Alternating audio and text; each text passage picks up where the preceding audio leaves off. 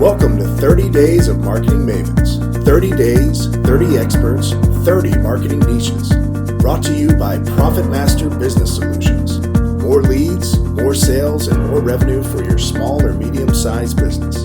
Click findnewrevenue.com to learn more. Now here's your host, Howard Walpoff.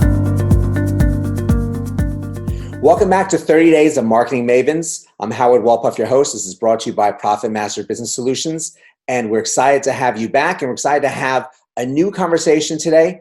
We have Nathan Hirsch, who is the founder of FreeUp and the co-founder of OutsourceSchool.com, who really is in the world of virtual assistants and freelancers. And Nathan, welcome, and thank you for joining us. Yeah, thanks for having me. Excited to be here. So why don't we just start with, how did you get started with the world of virtual assistants? Yeah, so I was a broke college student who started buying and selling people's textbooks. I created a little referral program competing against my school bookstore, and eventually got a cease and desist letter from my college telling me to knock it off. And my parents were both teachers. Getting kicked out of school would not have gone over too well. So I pivoted a little bit. This was 2008. Amazon was just bursting out of the scene. No one really knew what it was. There was no courses, no gurus. And I'd sold a few textbooks on Amazon, and I thought it was so cool I could have this 24/7 storefront. I just had to figure out what to sell besides books. So I started doing a lot of trial and error with video games, computers, sporting equipment, and just college guy stuff. And I just failed over and over and over. And eventually I branched out of my comfort zone, and I found that the baby product industry was incredibly profitable. So if you can imagine me as a 20-year-old single college guy selling $1 million a year of baby products on Amazon, that was me. But the thing is, this business was growing rapidly. Amazon was growing rapidly. I got in at just a great time, but I was doing everything. I was answering every customer service email, fulfilling every order. I was drop shipping. So just a lot of work on the computer, and it got out of control. My social life plummeted. My grades started to go down, and eventually I had to start to hire people. Well, my first hire, I get super lucky. It's my business partner, Connor. We've been working together for 10 years. He's hardworking. He has the same core values, same core beliefs, and opposite skill sets. But I made a lot of bad hires, hiring college kids that were drinking on the job, smoking on the job. I wasn't their top priority. No adults wanted to work for a 20-year-old entrepreneur that was selling on Amazon.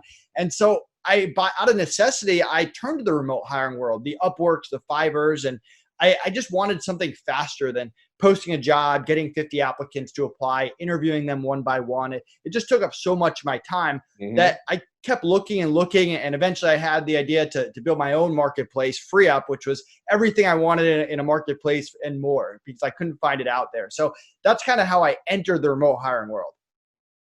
Well, it sounds like a very great adventure at the nice ripe age of really the right time to soak in these lessons and hit the school of hard knocks before getting out really into the timing wise and age wise into the work, quote unquote, working world.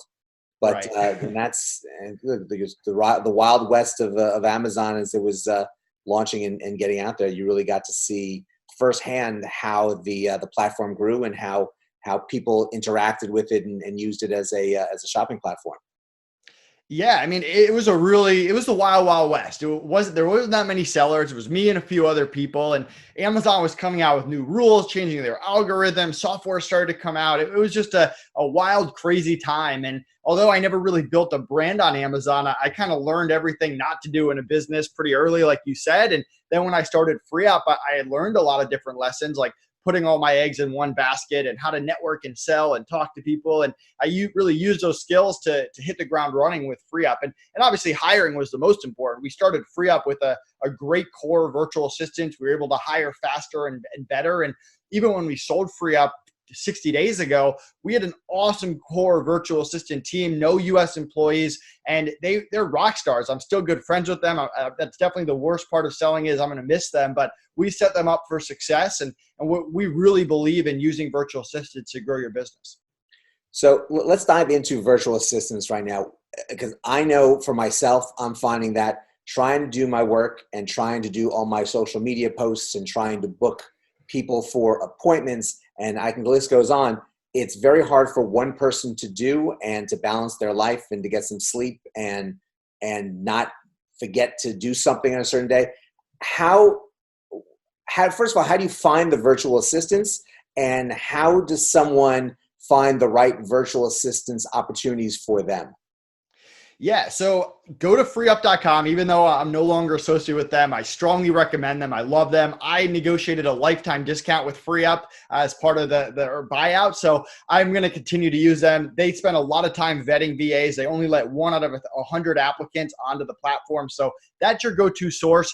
In terms of what to use VA for, I have a 90-day rule. So the first month, I like to play around. I like to throw stuff against the wall. Let's say I'm launching a podcast or I want to grow my presence on social media. We're going through the same thing with Outsource School right now. We have a basic idea what works, but we're going to throw stuff around, see what's really working. By month 2, you have a pretty good idea of what doesn't work, and you're perfecting what's working. So, hey, you wake up every morning, you do A, B, C, D, and then by the end of that month, you hire someone. And with your goal being at the end of month 3, they've learned what you've done. Maybe they've even improved upon a little bit. And by the end of month 3, it's completely off your plate. And if you're a new business owner, focus on doing it with bookkeeping. The less time you spend on bookkeeping and the more time you spend on expansion, the better. Do it with social media. If you're launching a podcast, you should be showing up to the podcast and doing the interview, and the before and the after should be taken care of by a virtual assistant. You can apply it for all areas of your business. But if you get in the mentality that when you're adding stuff to your plate, the goal is to eventually take it off your plate and move it to someone else rather than just keep doing more. That's how you grow your business as an entrepreneur. And it's really important to keep that focus all the time of what your plate is looking like now and where you want it to be, to make sure as an entrepreneur that you're sticking with your targets and making sure that you can focus on what the end goal is. Absolutely. How did you first start marketing FreeUp to get people? I guess you had, on one hand, you had to market to get and hire the virtual assistants, but also get the businesses that needed them and make that marriage, so to speak. Yeah, so it was really the same marketing strategy on both sides, just going after different audiences. So we went on podcasts for clients, for e-commerce sellers, marketing agencies, Amazon sellers, podcasts for freelancers and virtual assistants, and got in front of our core audience. We did joint ventures. We found companies that, let's say they were at Amazon software. They're working with Amazon sellers. That's our ideal client. And we'd let them promote to our audience, and then we promote to them. It could be a blog swap, a YouTube video. Then we worked with influencers. Same thing. We found freelance coaches, influencers. We found marketing influencers, and got them to fall in love with FreeUp and promote FreeUp to their audience. They would get a kickback. And then lastly, our affiliate program, which again, with on both sides, you get 50 cents for every hour that we build a clients forever that come from you. Same thing on the freelancer side. And we would encourage people to tell their friends, hey, you love the marketplace, tell others. And last year with FreeUp, we paid out $250,000 in referral money, which is a lot of 50 cents. So we really grew FreeUp completely organically with the podcast, the micro-influencers, the joint ventures, and the referral program. Which is great. Building something organically, there's a reward to it, and all that hard work and effort, but also obviously it makes it a lot easier on the wallet and the process, which is right. Which is a positive. So if someone's looking for someone to help with their needs and get burdens off, what are things that I guess have been problems of people saying trying to get virtual assistants for, but really aren't the right task for them to be thinking about to pass off to these type of assistants? So I really am in the mentality that you can outsource everything. With that said, you have to have a system and process it yourself. I like to divide any hires into followers, doers, and experts. So the followers are for what we talked about before. When you have a system for social media, you have a system for your podcast, and you can plug someone in there. They might have years of experience, but they're there to follow your directions. Then you got more of the doers, the graphic designers, the bookkeepers, the writers, the freelancers. You're not hiring a graphic designer and teaching them how to do graphic design. You're giving them a project to do it using their experience. And then lastly is the expert. If you want them to bring their own experience, if you want them to be able to consult, you have to hire the experts, the agencies to come in with their own system, their own process. And let's say we want to run Facebook ads for your business. Well, you can't just hire a VA for $5 an hour and say, hey, go run my Facebook ads. I don't know how to do it. That's not going to work out very well for you. At the same time, you might not want to hire a doer because they might run the ads, but you're not really going to have an overall game plan, an overall strategy. And you don't want to spend 6 months becoming a Facebook ad expert. I mean, you can't do that with every aspect of your business. You can't master everything. So you would hire an expert to come in and hit the ground running. So VAs are there to follow your system, your process. And that's a lot of what we're going to teach in Outsource School is how you interview them, onboard them, train them, and then manage them to really get yourself out of the day-to-day operations of your business. And I think having a resource like Outsource School is key because, again, I find with small businesses, I like to say that they wear all these different hats.